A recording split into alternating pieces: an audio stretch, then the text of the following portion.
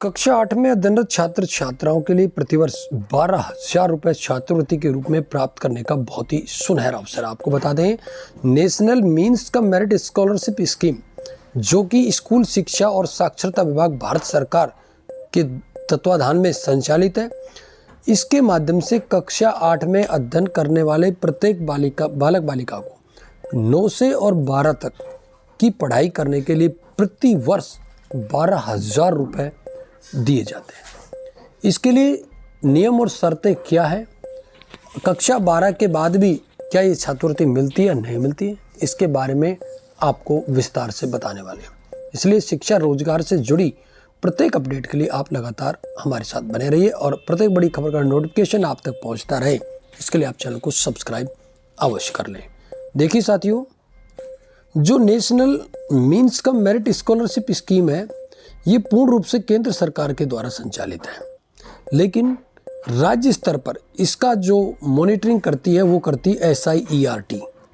राजस्थान की बात करें तो राजस्थान में SIT उदयपुर इसकी मॉनिटरिंग करती है, जबकि प्रत्येक जो DOs है वो इसके जिला नोडल अधिकारी हैं।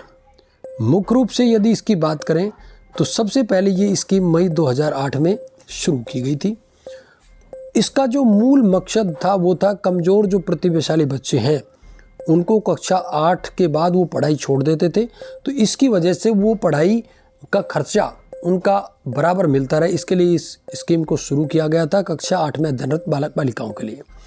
इसमें जो सबसे बड़ी शर्त क्या है वो मैं आपको बता देता हूँ, लेकिन इससे पहले स्कॉलरशिप के रूप में आप देख सकते हैं कक्षा 9 से 12 तक की पढ़ाई करने के लिए प्रतिवर्ष 12,000 रुपये की छात्रवृत्ति मिलती है और ये राशि सीधा SBI के अकाउंट में स्टूडेंट के खाते में ट्रांसफ़र की जाती है। इसके लिए जो पात्रता वो मैं बता देता हूँ, कक्षा 8 में राजकीय विद्यालय में अध्ययनरत होना चाहिए बालक बालिका और उसके पेरेंट्स की जो इनकम है वो 1.5 लाख से ज़्यादा नहीं होनी चाहिए। 1.5 लाख से ज़्यादा इनकम है, ये सरकारी स्कूल में अध्ययनरत नहीं है तो भी उसको ये स्कॉलरशिप दे नहीं होगी।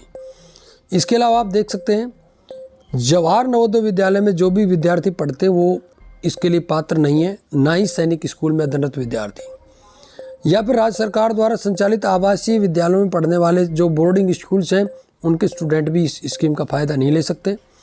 प्राइवेट स्कूल में पढ़ने वाले छात्र छात्रा भी इसका लाभ नहीं ले सकते। तो मुख्य रूप से सरकारी विद्यालय में पढ़ने वाले छात्र छात्राओं के लिए स्कीम है। इसके अलावा और टर्म कंडीशन भी आप देख सकते हैं।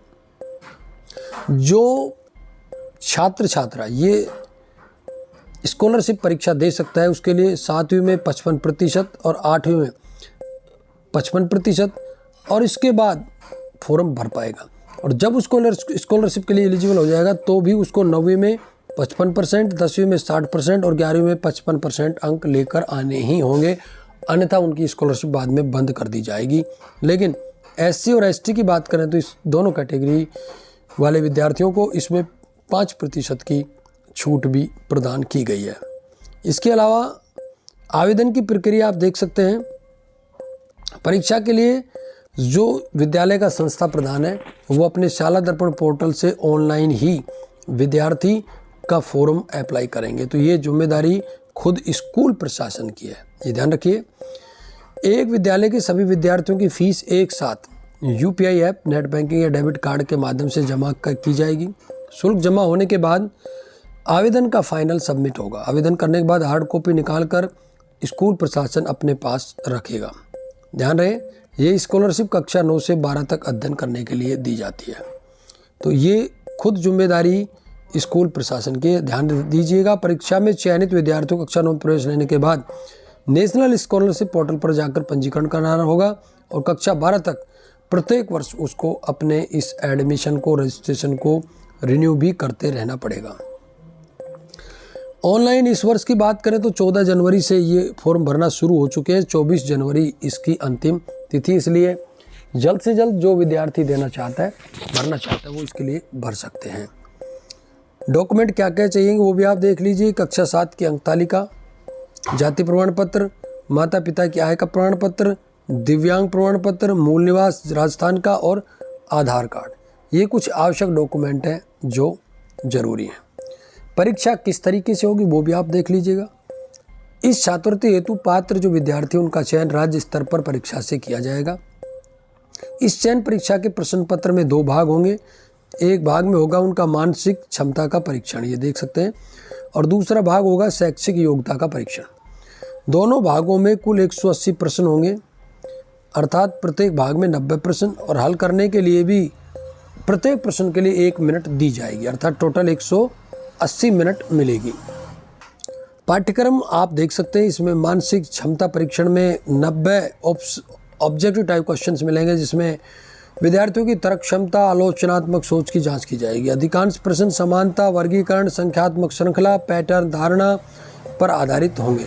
जबकि शैक्षिक योग्यता परीक्षण की बात करें तो इसमें कक्षा 7 और 8वीं स्तर के विज्ञान, सामाजिक अध्ययन और गणित विषयों से 90 प्रश्न पूछे जाएंगे। ध्यान देने योग्य बात यह है कि परीक्षा का जो परिणाम है, चयन के बाद सभी आवेदकों का रिजल्ट घोषित किया जाएगा। NMSS योजना में राजस्थान राज्य का कोटा 5471 का, अर्थात 5471 विद्यार्थियों को चयनित किया जाएगा। इसका जिलावार और श्रेणीवार वर्गीकरण भी कर रखा है। छात्रवृत्ति की पात्रता के लिए इसकी मेरिट में आना जरूरी होगा। आवेदकों को चयन परीक्षा में कम से कम 40% अंक तो लेकर आने ही होंगे, उसके बाद ही उनका चयन किया जाएगा।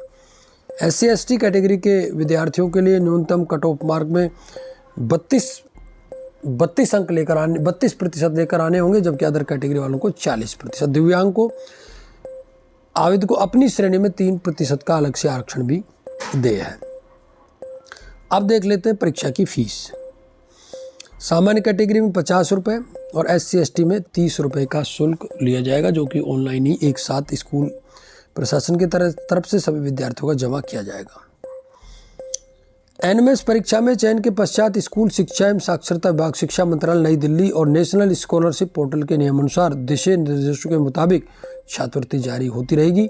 इसलिए NSP पोर्टल पर उपलब्ध अद्यतन दिशा निर्देशों का पालन जरूर करें। छात्रवृत्ति के लिए परीक्षा में चयनित विद्यार्थियों को कक्षा 9 प्रवेश लेने के बाद NSP पोर्टल पर पंजीकरण कराना होगा और कक्षा 12 तक प्रत्येक वर्ष उसको रिन्यू भी कराना होगा। पंजीकरण और नवीनीकरण विद्यार्थी विभाग द्वारा किया जाएगा। इस आवेदन का प्रिंट निकालकर संस्था प्रधान को देना जरूरी होगा। जहां तक वेरिफिकेशन की बात है, NSP पोर्टल पर विद्यार्थी के लॉगिन ID से पंजीकरण नवीनीकरण करने के बाद पहले संबंधित संस्था प्रधान, उसके पश्चात DOज इसका वेरिफिकेशन करेंगे। तो ये कुछ संपूर्ण प्रक्रिया थी NSP पोर्टल के साथ NMS स्कॉलरशिप की।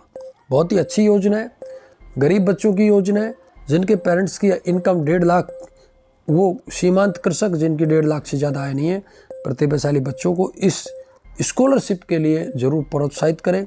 स्कूल प्रशासन से कहें कि वो ज़रूर इसका फॉर्म भरें। 24 जनवरी इसकी आखिरी डेट है। डॉक्यूमेंट वगैरह मैंने आपको इससे पहले दिखा दिए, फिर भी मैं आपको बता देता हूँ। इसके रिलेटेड कोई यदि आपकी क्वेरी बनती है तो आप हमें कमेंट करके ज़रूर बताइएगा, क्योंकि ये आपके सामने स्क्रीन पर दिख रहे हैं। ये डॉक्यूमेंट आपको अभी से तैयार कर लेने हैं। परीक्षा में किस प्रकार से पूछा जाएगा, फीस टोटल क्या होगी, ये सब बातें आपको इस वीडियो में बताई जा चुकी है। फिर भी BSTC PTT रीड पुलिस पटवार से जुड़ी यदि आपकी प्रॉब्लम है तो आप हमें कमेंट करके जरूर बताइएगा। आपके कमेंट के आधार पर आपकी समस्या के समाधान का पूर्ण प्रयास किया जाएगा। आज की वीडियो में साथी बस इतना ही। नमस्कार।